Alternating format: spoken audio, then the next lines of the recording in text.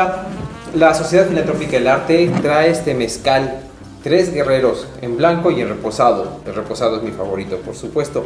Con la compra de cada una de estas botellas estarás ayudando a que la fundación pueda seguir con esos programas. Apoyando a la fundación, apoyarás a la comunidad de artistas mexiquenses, por supuesto, ¿no? Gracias por conectarte, nos vemos. Hola a todos, gracias a todos los que están conectados. Hoy un capítulo más de Semiótica en el Arte y tenemos de invitado justamente al doctor Carlos Ledesma. Carlos, bienvenido a Semiótica en el Arte de la Sociedad Filantrópica del Arte. Gracias por invitarme, gracias para todos los que se están conectando y nos van a escuchar. Un gusto estar aquí contigo. Gracias. El tema de hoy son justamente símbolos cristianos en el arte mexicano. Cuando yo pienso en este tema, automáticamente me voy para atrás, me voy a la conquista, visualizo el mar, llegar las calaveras y la cruz, ¿no? Ahí grandísima. Pero automáticamente pienso en este personaje que venía allá adentro, que es el cronista, ¿no? Y pues venía de parte de una religión, de una orden iniciática, por decirlo, no podía ser jesuita, franciscano, realmente no sé bien quiénes son los primeros que llegan, y empiezan a documentar, a escribir y a dibujar, ¿no? Empiezan a ver todo para llevar esta crónica en el Nuevo Mundo, por así decirlo, prácticamente. Y pienso rápidamente en el arte plástico, ¿no? ¿Qué tan importante fue el arte plástico para la conquista, Carlos? Bueno, yo creo que es fundamental, ¿no? Porque lo que sucede también con la conquista, o como le llama Robert Ricard, la conquista espiritual, o el proceso de evangelización, como le llaman la mayoría de los historiadores, es que tenemos el encuentro, el encontronazo, o la fusión de dos tradiciones artísticas maduras, de dos tradiciones artísticas pujantes, tanto la tradición artística mesoamericana que se desarrollaba en el altiplano de lo que hoy llamamos México y de lo que fue la Nueva España, o en las tierras de la cultura maya, y al mismo tiempo con personas que vienen de Europa, donde están teniendo contacto con el Renacimiento, con el humanismo, con el invento de la imprenta, y que se dan cuenta, como se habían dado cuenta muchos otros, y yo creo que en este caso más, que la religión mesoamericana tiene gusto por las imágenes y que tiene una tradición artística madura que los frailes se proponen aprovechar, ¿no? Es decir, ellos que también están familiarizados con las imágenes desde la misma Edad Media, ¿no? Cuando el Papa Gregorio Magno dijo que las imágenes son buenas porque nos permiten porque predican, ¿no? Son predicadores para los analfabetos. La religión católica, los católicos se decantaron por la producción de imágenes, y en el Renacimiento de esta producción, gracias al grabado, gracias a la explosión misma que significó el arte en Europa, en Flandes, en Italia principalmente, pero por supuesto en toda Europa, pues encontraba un terreno muy propicio, ¿no? Con indígenas que estaban acostumbrados a consumir imágenes y a producir imágenes. Entonces, ellos piensan que ahora hay que reconvertir, es decir, ya tenemos como la materia prima, tenemos personas que les gusta el arte y que saben hacer arte, que son artistas plásticos, ¿por qué no ahora les enseñamos a la manera europea, ¿no? Y desde muy pronto fundan, por ejemplo, la Escuela de San José de los Naturales por Pedro de Gante, un fraile franciscano lego del mismo Flandes, ¿no? De Gante, la ciudad donde había nacido Carlos V, nada más y nada menos. Y entonces pueden fundar una escuela que además, según los cronistas que tú mencionas, enseñaban todas las artes, todas, ¿no? Es decir, así como piensas en lo plástico, también, bueno, seguramente ya también estás pensando en la música, en que tenían que construir instrumentos musicales, y lo comienzan a hacer ahí. Es decir, tenemos verdaderos escuelas, esta es la más importante, pero en los conventos se van abriendo escuelas donde los indígenas se van incorporando para poder producir imágenes. Las imágenes y el consumo de imágenes, yo creo que es algo que caracteriza a este proceso de evangelización en lo que, bueno, se ha denominado primero como tequitqui, luego como arte cristiano indígena, arte indocristiano, bueno, ahora también vuelve más la denominación de cristiano indígena, pero que denominan este mismo fenómeno, ¿no? La producción de dos tradiciones artísticas maduras, pujantes, importantes, y fusionándose. A mí me parece un tema bellísimo, ¿no? Un tema apasionante que estamos además a punto de cumplir esos 500 años, Así donde es. dos tradiciones importantes se miran y además aquí habría que ver que el indígena no se queda a aprender, ¿no? Porque tú que eres maestro te das cuenta que en un proceso de enseñanza-aprendizaje los maestros también aprendemos. Así es. Así es. Entonces, el indígena viene con sus conceptos, viene con su tradición artística, con su tradición plástica, y puedes ver cuestiones bellísimas, por ejemplo, de escultura de tradición o de raíz renacentista, pero donde en una decoración fitomorfa que viene sacada de un grabado flamenco y tratado de reproducir o reproducida o esculpida por un artista americano, mesoamericano, donde en lugar de ver uvas, puedes ver mazorcas, ¿no? Entonces, Claro. el concepto de alguna manera muda, pero muda de lo sagrado, de lo hermoso, de lo importante, de lo sagrado mesoamericano a lo sagrado que también tiene la tradición cristiana. Ok, entonces sí, prácticamente, ahorita que mencionaste esto rápidamente, me fui a esta educación que podríamos llamar las artes liberales, ¿no? Que venía justamente de Sí. la media baja, donde pues llevan filosofía, llevan música, llevan astronomía, todo esto, y viene para este nuevo continente. Pero prácticamente ahorita me estabas explicando, entiendo lo que sería el sincretismo, prácticamente, ¿no? ¿O Sí, no? Sí, sí lo hay, sí, sí. claro. Yo creo que sí es la palabra más adecuada, el sincretismo, que comienza a darse en este proceso de aproximadamente unos 100 años, ¿no? Claro. Donde están haciendo una nueva cultura, una cultura que va a tomar lo mejor de cada una de estas tradiciones, de estas tradiciones artísticas y de estas culturas.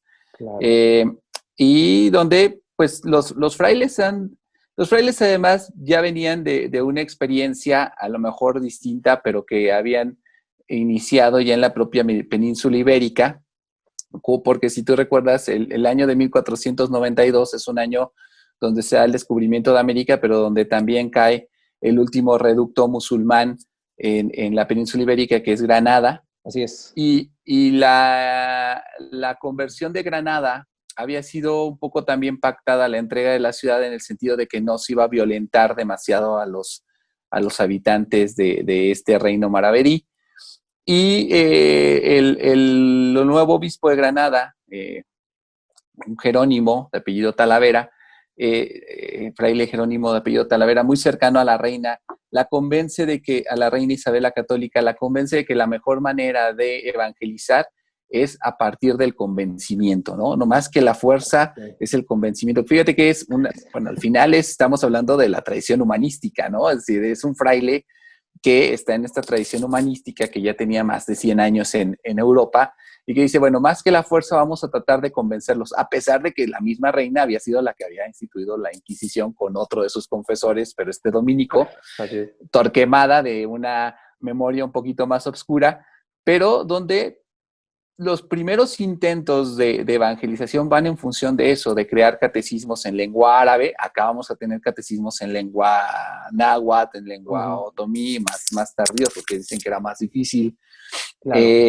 En lengua mazahua, y al final, por ejemplo, aquí en el Valle de Toluca. Entonces, está esta idea, sobre todo de los frailes, primeros evangelizadores, de tratar de evangelizar a partir del convencimiento de esa superioridad moral que se pensaba que había en la religión cristiana y que donde las artes plásticas, pero como dices tú también, la música, la danza, por supuesto, es importantísima, Por se supuesto. incorporan en este proceso, ¿no? Es decir, hay una producción de músicos importantísima donde prácticamente no había una fundación eclesiástica que no tuviera músicos, ¿no? Y sabían que Así es, la música era parte fundamental de la liturgia, del claro. ejercicio litúrgico. Entonces tenemos también música sagrada en náhuatl, ¿no? Claro, Entonces, también vemos cómo se dan estos procesos de sincretismo, como muy bien los has llamado, donde los conceptos de lo bello, por ejemplo, en el adorno del altar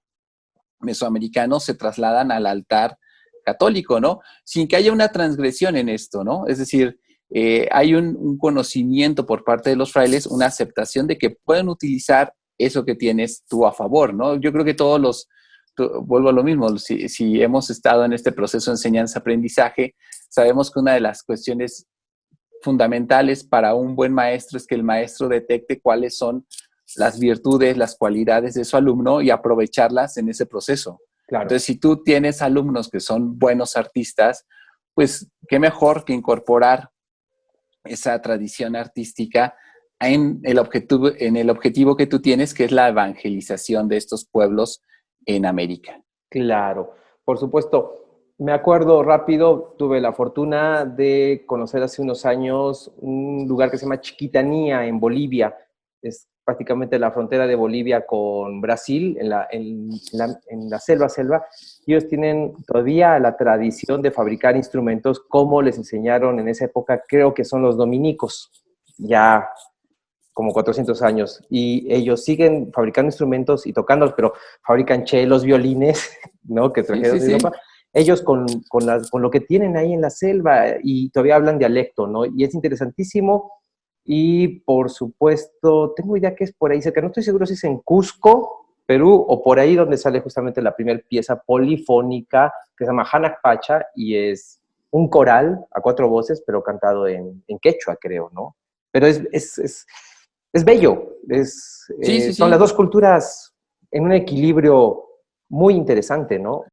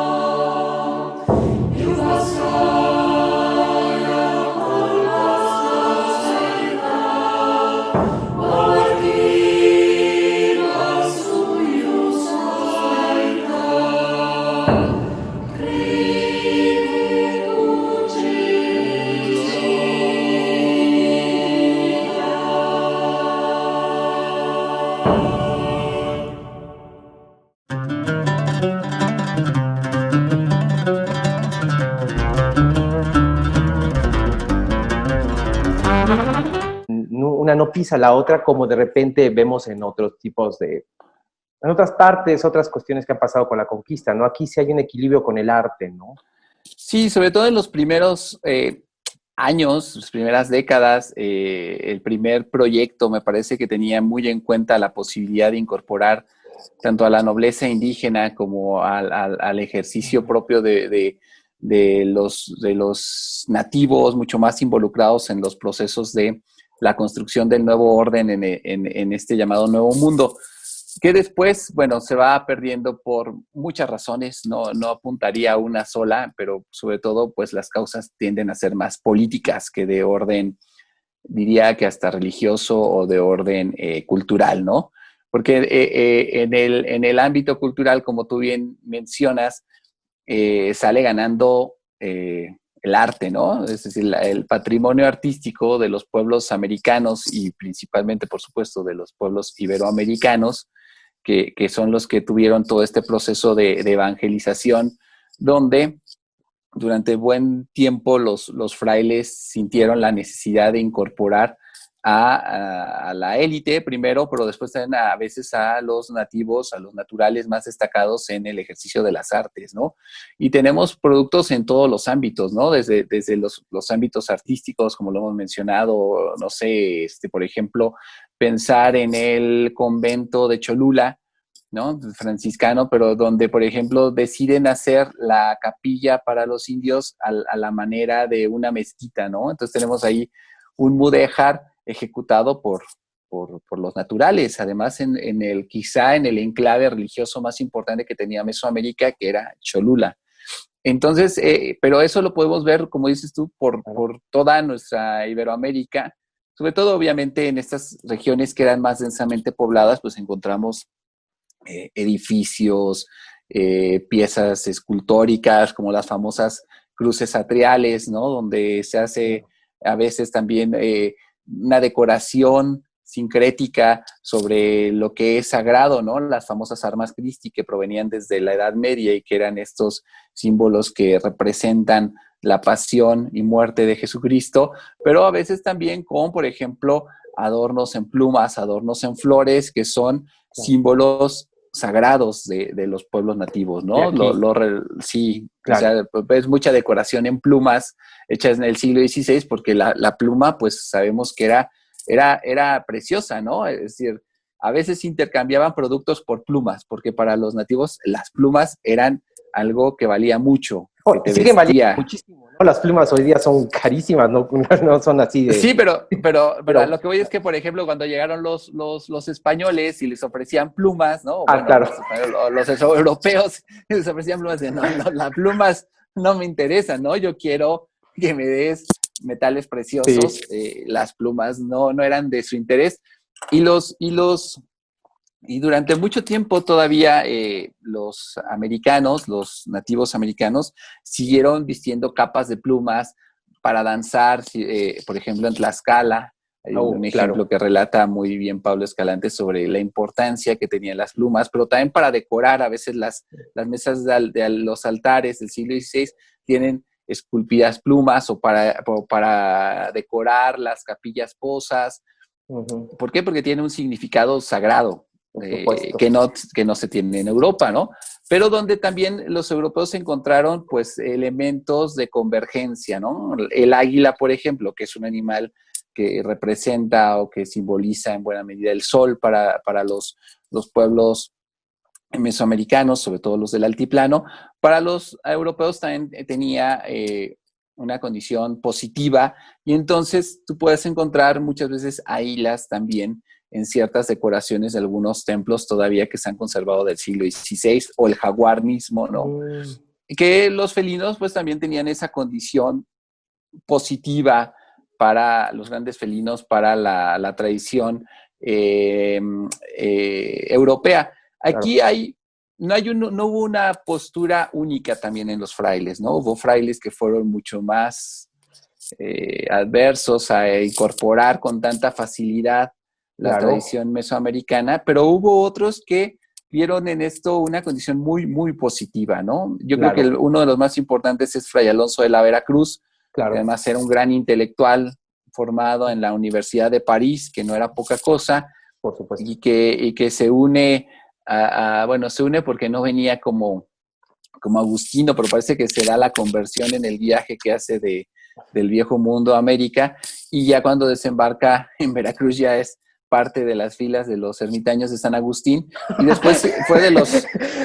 Qué curioso. ¿Cómo cuántos meses sería en viajar? ¿Unos 3, 4 meses en barco? No tengo idea. No, yo creo que menos, sí, bueno, a lo mejor un par de meses, pero sí, porque ya conocían más la ruta, pero ya cuando llegó ya era otro. Pero además es uno de los fundadores de la Real Universidad Pontificia de la Ciudad de México, y al mismo tiempo es un un fraile que va a dirigir muchos conventos. Por ejemplo, va a ser prior del convento de Malinalco, que tú recordarás por estos extraordinarios murales, que también es un ejercicio de sincretismo, ¿no? Donde los conceptos de lo sagrado, del paraíso que tenían los pueblos mesoamericanos se unen al concepto de lo paradisiaco, del claustro cerrado que tenía la tradición europea. Y nos dan una de las muestras más exquisitas del arte sincrético del siglo XVI, donde los símbolos, por ejemplo, de los nombres sagrados,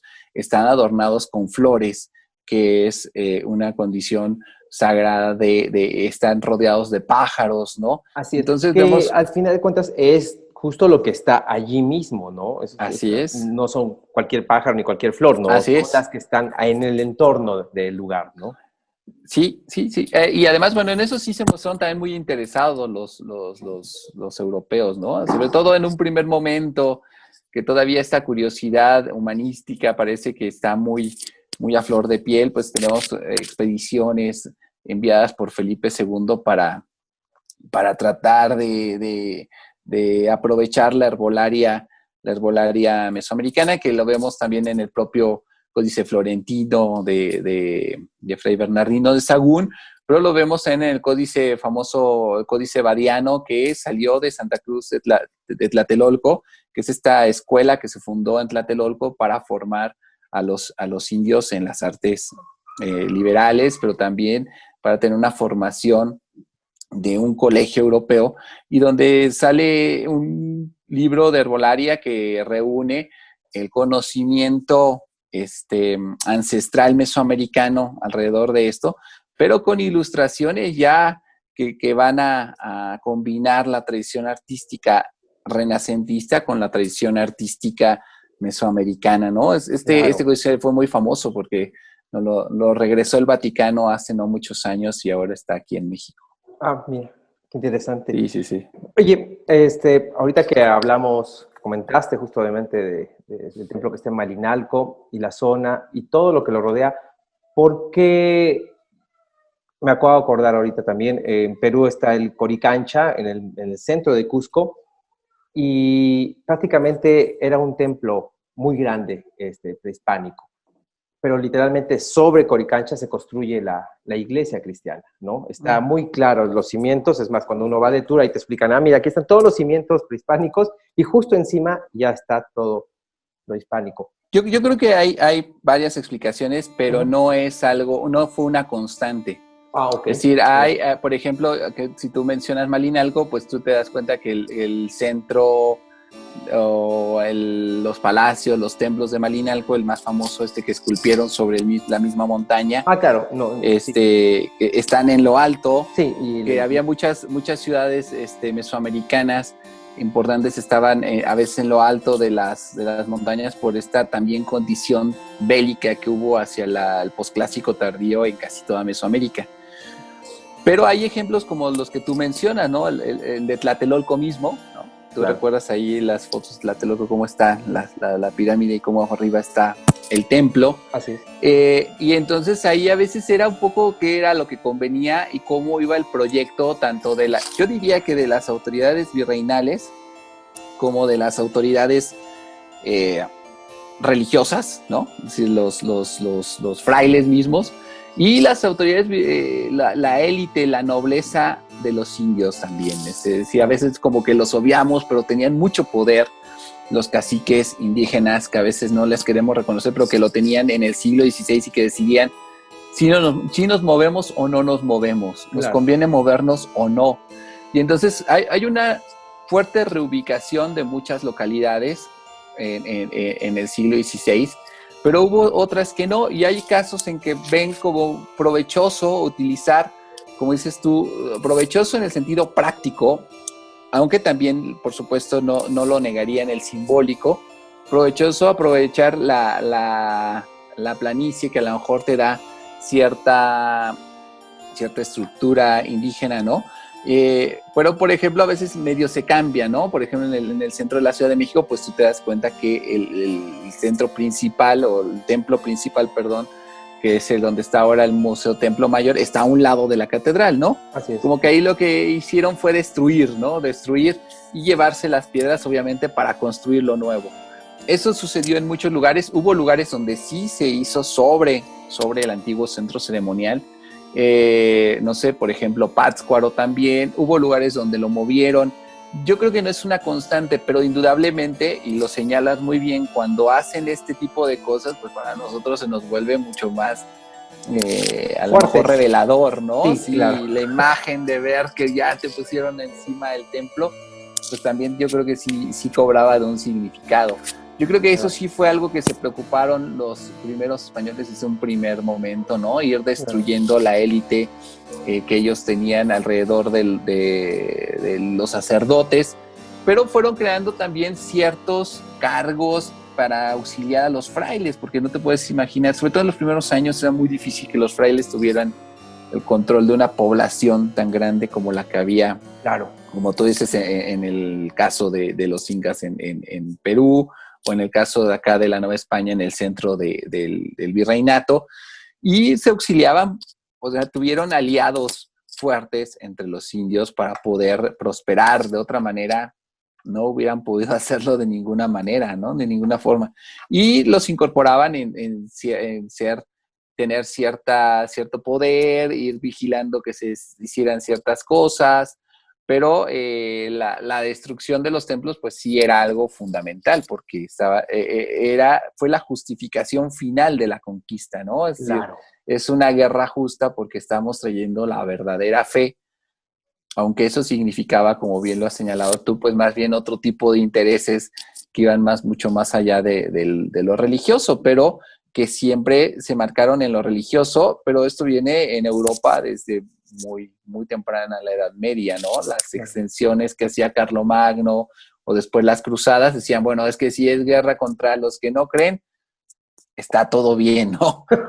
Entonces, y acá, pues, en un momento también lo hacen así, ¿no? De hecho, a veces se justificaban en esto el tener ciertos excesos contra algunos pueblos. Decían, bueno, es que no quisieron doblegarse o no quisieron aceptar la religión.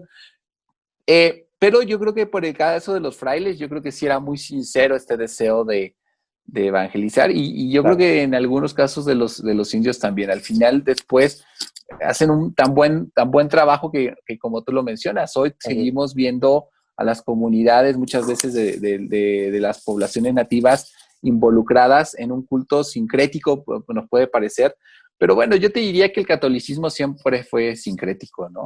En realidad nosotros pensamos, Europa pues no estaba evangelizada, ¿no? Y bueno, tuvieron que evangelizar y había muchas permisiones también que después se salían en herejías, brujerías y cosas así. Por supuesto, el catolicismo es un conjunto de varias órdenes, ¿no? Hasta donde tengo entendido, hoy día son más de 80 órdenes que integran el concepto, todo lo que es el catolicismo, y cada orden tiene un uso y costumbre muy distinto y pues una procedencia muy distinta. Siempre ha estado mutando y cambiando, ¿no? Ahorita que comentabas justamente todo con esto del sincretismo, ¿qué relación hay entre la Virgen de Guadalupe y la diosa Tonantzin, la divinidad Tonantzin? ¿Qué relación habría realmente ahí? Pues yo creo que hay una relación fuerte que además saben aprovechar muy bien los frailes, ¿no? En este caso, el segundo arzobispo de la Ciudad de México, que dicen que es quien lo propone más, pero se dan cuenta que existe es esto de utilizar los propios centros religiosos ceremoniales que tú lo mencionabas hace un momento, a lo mejor de manera muy visual en cuanto al templo mismo, pues se dan cuenta los evangelizadores que también pueden utilizar estos lugares ya denominados como sagrados para darles un nuevo significado, un significado ahora con otras advocaciones, en este caso, bueno, la Virgen de Guadalupe, que allí estaba, como bien lo mencionas, pues un adoratorio anterior dedicado a Tonantzin, y la gente estaba acostumbrada a ir a hacer peregrinación, hacer peticiones, y parece que lo ven desde un punto de vista no aparicionista, ¿no? Como una posibilidad importante para hacer que crezca el culto alrededor de la Virgen de Guadalupe, que si tú te das cuenta no es tan automático, ¿no? Es decir, a veces pensamos que casi desde la institución del culto a la Virgen creció, pero tardó años en crecer, pero fue un culto que a mediano plazo, es decir, ya para el siglo XVIII, era la Virgen de Guadalupe, ¿no? Como hasta la fecha lo sigue siendo, donde tú la puedes ver hasta en los conciertos del Tri, ¿no? Sí, entonces, es la sí, Virgen de Guadalupe. Sí, ya ¿no? le pusieron los colores de la bandera, ¿no? Ya está. Sí, ya, bueno, sí, en el siglo XVIII además llega una apropiación de un culto que, como tú bien mencionas, pudo haber sido más bien pensado para acelerar la conversión de los naturales. Los criollos se lo apropian, ¿no? Y se convierte en la bandera no la bandera, en el símbolo de los criollos frente a otras vírgenes, que había muchas y muy populares, pero donde cada vez vemos que va ganando mucho más popularidad la Virgen de Guadalupe. Pero así como mencioné eso, bueno, está también el famoso caso de Chalma, ¿no? Claro. Ahí cercano a Malinalco, donde también estaba el dios Ostoteotl. Y cuando llegan los frailes, así como también a la Virgen de Guadalupe, es un producto de, es decir, su condición sagrada es porque es un producto divino, ¿no? Aunque por ahí cuando hubo toda una discusión, dicen que lo hizo un pintor indígena, ¿no? Pero esta promoción de esos cultos, aquí también en el Valle de Toluca tenemos la famosa Virgen de los Ángeles que está en el santuario de Tecajic. Pero volviendo al caso de Chalma, perdón por la discusión, los frailes que van a predicar y que les dicen dónde está el culto a este dios, cuando ellos iban a entrar, que iban entrando apenas, ya lo habían destruido. Los ángeles se habían dejado una imagen sagrada de un Cristo crucificado, ¿no? Y eso también le da ese valor mayor. Claro. Que por ahí Manrique también menciona quién es el escultor. Ahí hay un estudio de otro autor y que retoma Manrique para adjudicársela a un escultor español.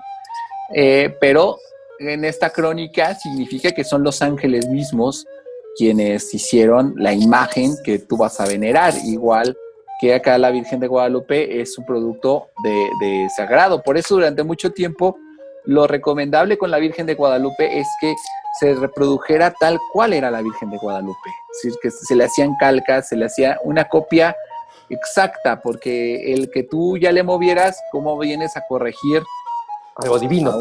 Sí, exactamente, ¿no? Exactamente. Igual las reproducciones del Señor de Chalma se trataba de que fueran el Señor de Chalma en exactitud, ¿no? Porque no hay cómo corregir, no es una pintura que haya hecho alguna persona. En esa condición de sacralidad, pues cobra mayor importancia, ¿no? ¿Cuáles fueron los símbolos, qué símbolos cristianos son los que más podemos ver en el arte hoy día en México, que se quedaron plasmados? ¿Cuáles crees tú? Pues indudablemente que el más importante es la cruz, ¿no? Claro. De hecho, los propios frailes, en cuanto llegaban a una población, era sembrar la cruz, y la fueron sembrando por todo el naciente virreinato.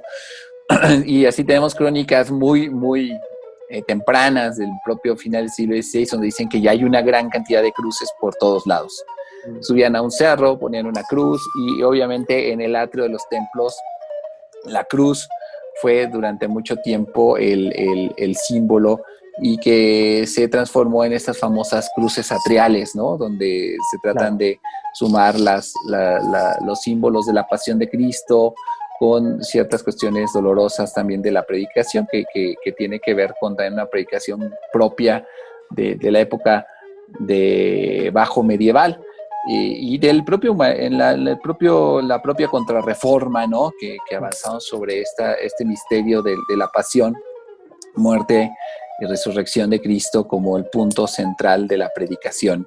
Claro. Yo creo que ahí estaría uno de los símbolos más recurrentes, porque en otros casos, pues tiene que ver, si hablamos sobre todo de esta época temprana, pues tiene que ver con, como bien lo mencionabas tú, la orden que está produciendo el arte, o si es un convento franciscano, pues va a haber símbolos franciscanos, ¿no? Como el cordón, como las llagas del propio San Francisco. Si vas a una zona dominica, pues van a cambiar por ejemplo, por Nuestra Señora del Rosario, ¿no? Que es Claro. propia de los dominicos. Si es jesuita, que ellos llegaron muy tarde, ¿no? Ya hacia 1572, si mal no recuerdo, pues los santos, las advocaciones marianas tienen que ver con ella. Entonces, ahí se diversifica más, pero hay casos extraordinarios, como tú lo mencionabas, como la propia Virgen de Guadalupe, que al final fue promovida pues prácticamente por todas las órdenes, en el caso mexicano sobre todo, y después había devociones que de pronto podían ser muy, como hasta la fecha, ¿no? Hay devociones que de pronto pueden ser muy populares, ¿no? Como ahora es, no sé, San Judas Tadeo, que durante Claro. mucho tiempo no figuraba en las primeras filas del santoral, y ahora, bueno, pues por ejemplo tiene una muy fuerte presencia en los sectores más desfavorecidos, por ejemplo, aquí en México. Así es. Entonces, eso sí puede variar dependiendo de la época, ¿no? A veces llegaban nuevas advocaciones acá a la Nueva España y tenían un crecimiento exponencial, como podría ser, no sé, la Virgen de la Luz, ¿no? Que Claro. la traen los jesuitas y que se vuelve muy famosa. Y después, yo creo que fíjate que aquí en el caso del Valle de Toluca, que es lo que yo conozco un poquito más, yo veo que, por ejemplo, casi todos los lugares, los pueblos tienen ciertas advocaciones pasionarias de Cristo, ¿no? Imágenes de Cristo pasionarias, pero además tienen uno que es recurrente, que es un Cristo del pensamiento, que yo he encontrado en prácticamente todos los pueblos del Valle de Toluca. Tienen uno que se venera en diferentes fechas, a veces dependiendo del pueblo, pero que generalmente el Jueves Santo tiende a ser su principal festividad de estos Cristos, que en algunos lugares también son más famosos que en otros, pero que en todos, prácticamente en todas las localidades del Valle de Toluca, eh, encuentro. Interesante. Yo creo que, pero la cruz indudablemente yo creo que sería mi respuesta, ¿no? Claro. Casi estamos a punto de terminar, Carlos, y te quiero hacer una pregunta. Tú, lo personal, bueno, ahorita por la pandemia no salimos, pero ¿cuál sería el lugar más místico que más te gusta en estas cuestiones justamente del arte, lo religioso, que te gustaría visitar nuevamente, estar ahí o que vuelves constantemente? ¿Cuál te atrapa? Yo creo que voy a nombrar del Estado de México, ¿no? Sí, sí. Para ser un poco localistas, aunque no sea de acá, pero Ok. pues yo creo que No, está ya muy lo bien, está soy. muy bien. Sí, sí, sí, igual, yo no soy de aquí, pero me gusta mucho, pero, por ejemplo, yo automáticamente me voy a Tlaxcala, ¿no? A Tlaxcala yo he encontrado Tlaxcala, sí, lugares, sí. sí, pero tú, a ver, dime. A ver, del Estado de México yo diría tres que son fundamentales y que afortunadamente se han cuidado bastante. Uno que es magnífico, que es Malinalco, Okay. que lamentablemente después del sismo del 2017 quedó muy dañado el convento y algunas de las capillas de barrio.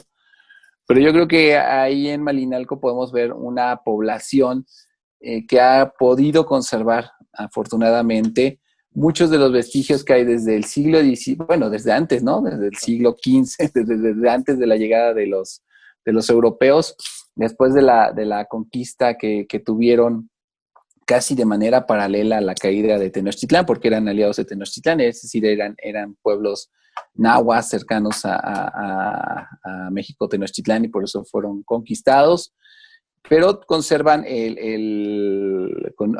con muy buenas condiciones, a pesar de los daños últimos, el convento agustino, y con extraordinaria decoración que tiene el claustro bajo, aunque el claustro alto también está bellamente decorado. Lamentablemente generalmente no te dejan pasar, y la portería también está extraordinariamente decorada, y conserva las capillas de barrio, ¿no? Que son del siglo XVII y XVIII, pero que también tienen este sabor propio de la comunidad indígena tomando decisiones sobre cómo qué aspecto va a tener, ¿no?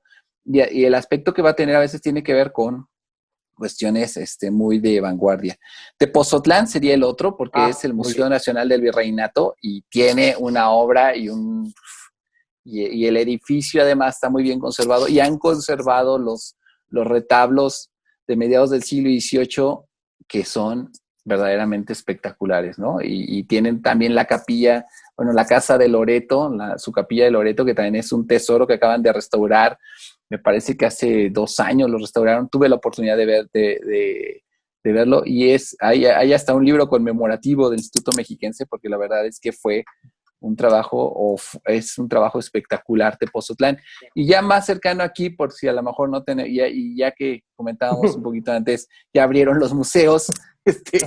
Sinacantepec a mí no me parece que tiene cosas hermosísimas, como es la pila bautismal, que es uno de los mejores ejemplos de este arte indocristiano o cristiano indígena del siglo XVI.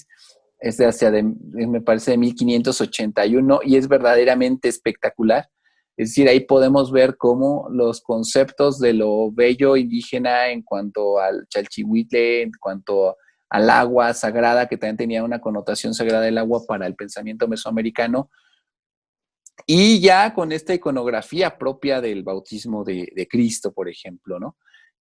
Tiene la capilla abierta muy bien conservada, tiene pintura mural en la portería del siglo XVI y tiene un retablo, me parece posterior, pero también muy bien conservado y que nos guarda la tradición del siglo XVI. Y uno puede visitar todavía también en muy buen estado lo que sería, además el recorrido museístico está un poco pensado en eso, ¿no? En recorrer los espacios de la vida monástica que había allí. Y tienen una colección nada despreciable, ¿no? Con pintura del siglo XVIII, sobre todo algunas esculturas también del mismo siglo. Vale mucho la pena, ¿no? Yo creo que además México, y bueno, creo que casi buena parte de Iberoamérica, unos lugares más que otros, no, yo creo que muy al sur tampoco hay que exagerar, decir Argentina, Uruguay, no, no, porque no tenían no tuvieron este proceso de evangelización y con una fuerte tradición indígena. Pero México casi que vas como tú decías, a un lugar donde dirías, no, ahí no va a haber nada y pum, te encuentras un extraordinario, no sé, Yanguitlán en Oaxaca, o que todavía, pueblos en Ixmiquilpan, en Hidalgo, Actopan en Hidalgo, Acolman en el mismo Estado de México, que también es espectacular. Es decir, yo creo que más bien no te alcanza el tiempo y ojalá ya pronto podamos ir saliendo poco a poco para que hagan el recorrido por todos estos lugares. Así es. No, pues Carlos, magnífica charla, de verdad. Me voy muy nutrido, yo creo que todos. Muchas gracias por estar aquí en Cinética del Arte. Muchas gracias a todos. Gracias, Javier. No, de nada. Eres bienvenido cuando gustes para seguir y conversando. Ya estoy visualizando un par de programas contigo más adelante, por supuesto. Ok, con mucho gusto. Pues gracias, y gracias a todos los que se conectaron y nos vemos el próximo lunes. Cuídate, Carlos. Hasta luego. La Sociedad Filantrópica del Arte trae este mezcal, 3 guerreros, en blanco y en reposado. El reposado es mi favorito, por supuesto. Con la compra de cada una de estas botellas estarás ayudando a que la fundación pueda seguir con esos programas. Apoyando a la fundación, apoyarás a la comunidad de artistas mexiquenses, por supuesto. Gracias por conectarte, nos vemos.